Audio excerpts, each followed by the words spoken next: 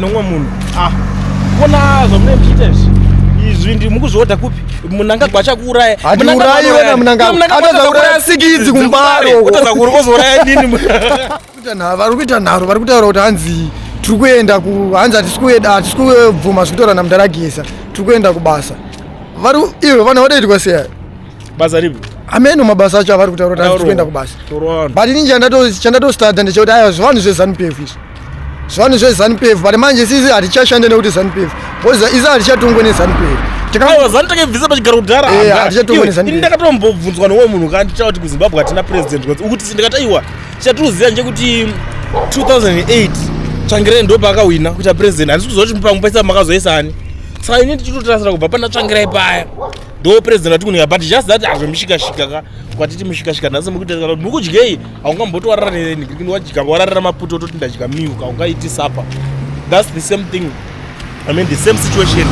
Zimbabwe hatina mapresident kana usiri kuda unomacha kuti geza zvaataura unenge uchida kutorwarawo zvako bcause tiriona pane mamwe mazigadzi ari kutobuda atirori pamainterview achiti vagesa havana bhizinesi ravanaro sikaitinoita bhizinesi mutengesa magaro musatijairire zvimabhizinesi zvemunoita zvipi kayo usatijairire unotaura kuti nebhizinesi ripiko zvimabhizinesi zvipi zvavanoita ndo zvimambuya zviye zvinotambisa magaro varume vese imi muchida kuti jairira ibasa remudzidzisa chiye vana venyu muchitaura basa rese you better keep quiet. Don't tell us about your stupid business. What stupid business are you talking about? What stupid business? Which business do you own? Do you know what is called a business? No business. Usati jairire. Unopedza 10 years uchiti ndikuita business isiri kana kumbopa mari hauna kana mari unongochira muchikrosa mabhodha nemazikomana emagonyeta ya muchingozadza vakomana chiura matongo zvakati kuuya izvozvo nesikidza mune muchingopa varume makutora kutoti mune business tichikunyararai kuti kurespectai makuda kupinda kukrosa malaini edu anyone anokrosa line inini tomubatyaidza munhu ari kuenda kuuyu tomubatyaidza munhu ari kuenda kumukuyu akuenda kubasa tukumbatyaidza ukaenda kubasa chete tukukubatyaidza enda kubasa uchitoti hanzi ndikuenda kubasa ibasa ripi ronoite tokukubatyaidza ka1 hatichitomborina kana nguva yekutombomira tsokodzera bcause tikutoona kuti muda kutijairira mufuna takakunyarira pfungwa nditoninginerera tina patinotarisa kuti ani isusu ani wei aniwe tinotya bcause tikuona kuti mutotijairira zimbabwe hatichatongwe newe zvimadhara nguva yezvimadhara yakapera kudhara utsora chiti hanzi ndine business ndezvekumm zvinenge zvitori padhiri rakatodhakwa izvozvo hanzi hatisi kuteerera vagesa havana business ripi zvevending zvemune muchiita zvokuti mangwana unongomuka uchiudzwa kuti hanzi chaisa mapurisa vending haichabvumidzwe apa iwo unongochida kutsigira nonsense zvasvika wana 1 month ichimupana chinonzani ichi chinenge chisina kukwana nemaziso ichi chinonzani ichi chinongodzokora ziziso unge ameno unge munhu aona chipoko pese garwe zita rake ameno iwe akabuda totanze tikukupai 48 hours mavhenda makatanga kuchema imimi tikava tikakumirirai panapa tichitaura nyaya yacho kusvika nyaya dzasvika nyaya dzinotosvika pakabva pabuda nyaya 31 machi bcause madhezi achanga akuendera ne31takapusha movement tikati mavhenda munhu wese inzwai zvataurwa mavhenda 31 geza auya zvakanaka mamuri kusaidi kwedu akanomwitirwa statement tine mabusiness apa munototaurira muda kuningirine mabusiness mabusiness zvipi zvemunoita zvechivending zvinhu zvinenge zvichitorambwa munyika macho momo ndo zveunongochita tiri kuita zvibusiness iwe chimbozvibvunza already da kuti ndikubvunze mupindure mubvunzo ZANU-PF political party anditi ZANU-PF ine mari yakawandisa chimbotarisa zvinhu zveinoita ZANU-PF vanoenda kunoungana ubva wati tikubudisa 10 million. ZANU-PF is not a political party, that one is a terrorism organization. Vanochikidzira vanhu vakajara kutonga vanhu vachitonga neintimidation. That one is not a proper political party. We don't like them. I don't want to hear anything called ZANU. I don't even ukatoda kutovengana neni chero kana uri hama ukangoya chingoda tazvechi ZANU zvechibhupukupu ndokuda kuti kupachikaidza ukatobva ipapo chimhanya. I don't like those guys. Ndakavavenga nemoyo. Hanzi kukanzura hakuna mvura. Hanzi vanhu vari kuchema kuti toda mvura yakachena, kanzuri kuti pamvura yakasviba. So zvanzi nyika ina mari. handiti marombe but vapedza kuti nyika ina mari ZANU-PF inonzwa ichiti yashandisa 10 million ZANU-PF ende zvinhu zviri kuitwa zvinzi ZANU-PF hazvisi kuitwa zvichinzi government zviri kuitwa nemaoko eZANU-PF saka muZimbabwe hamusisina government mani ZANU-PF chete kozi zviri kuitwa nepati ndo iri kuita zvakufanira ZANU-PF inongotuma machairman kunoita zvinhu maminista cheche haachashandi kozi zvinhu takuitwa neZANU-PF kanzuru yacho ukadotarisa kanzuru yakatovhurirwa musika kumbareko naMnangagwa ZANU-PF Mnangagwa anozive chine zvemakansel zvezvo aposa mani zita rese Mnangagwa anyora zita rake pa every building in Zimbabwe nemachechi atonovhura chechi kubulawayo how can you commission a church as a president why would you do such nonsensical thing iwe unoziva here Rufaro stadium rakatombonetsa kuti rivhurwe kanzuru ichirambidzwa kunovhura government zvese that's why muchinovhura matepi ZANU-PF tepi pakati his excellence president Mnangagwa tepi unondoona munhu unondoona chinodzikisira the word president unondoona president wacho andosvika kuti unodambura hake kasini kega apedza karibhoni apedza kudambura karibhoni vanhu votanga kuombera maoko vachivhura tepi ichibudisa mvura ungaomberere kuvhura mvura kuti yabuda saka mvura inovhurwa napresident ikavhurwa napresident ndokuti ibude iyo chibhorani chinoita mari chero guwa rakacherwa vakafita nodimbira ribhoni vaya pavachafaka mudimbire futi ribhoni mako vavika zvinoita mari bozi iwe unoomberera munhu maoko kuti hanzi ndotoona hanzi kuomberera maoko hanzi mvura yabuda president havazviita iwe nyangwe mvura ikacherwa president vasipo inobuda ende chibhorani chechiya hachishamisire already musaticherere zvibhorani zvenyu hatisi kuzvida zvakadhakwa bozi zvibhorani zvenyu mimi zvemuri kuchera hazvipedze kana gore ende mutauni hachidiwe isusu padheni pedu takushandisa tinoshandisa tepi tikada kuvhura chibhorani tinoisa tengi ende mari yacho tinayo wai tinayo hatiishandi neZANU-PF ezvinomuishanda munhu wese anoshanda neZANU-PF irombe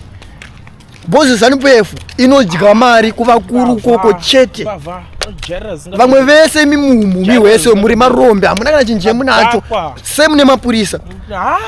anobenefita unotaura zvokuti mapurisa tine mapurisa do they look like vari kuti representa semapurisa ndo vamwe vanhu vakaavanzwa those guys they are very unprofessional zvese zvavanongoita vari kurarama nema$5 ekutonyoresa vanhu that's what $5 hanzi adzingwa basa atonyora basa rikushandiswa neZANU-PF chinosunga vanhu mapolitical nigiri munopindira nyaya dzepolitics uri mupurisa utozviti uri professional get away man hanzi adzingwa basa atonyoresa munhu amutonyoresa mari $3 tamba nevakomana vako mukuita zvekutamba papo tikukuonai hanzi adzingwa basa mupurisa atonyoresa vanhu mari uzoti mari $3 yaadzingirwa basa chivhayo kutora mari iwe chimbofunga kuti chivhayo vanhu vatengera mota vangani ndedzemari dai pakaitwa madhiri mvura yemuri kuti mimi iri kubuda yakasviba kanzuru ichiti hatina mari kanzuru ikuda mari kuchipatara kwemuri kuti hakuna mushonga unoziva zvipatara zvemuZimbabwe kana betadhini cheche hamuna kana kotoni cheche hamuna ukaenda muchipatara chekuZimbabwe chinhu chese unonotenga hamuna chinhu chaunofanira kuuyu momo chaunofanira kupiwa ati mutemo wechipatara mutori nezvimwe zvinhu zvinofanira kutowanika zvirimo zvakawanda chipatara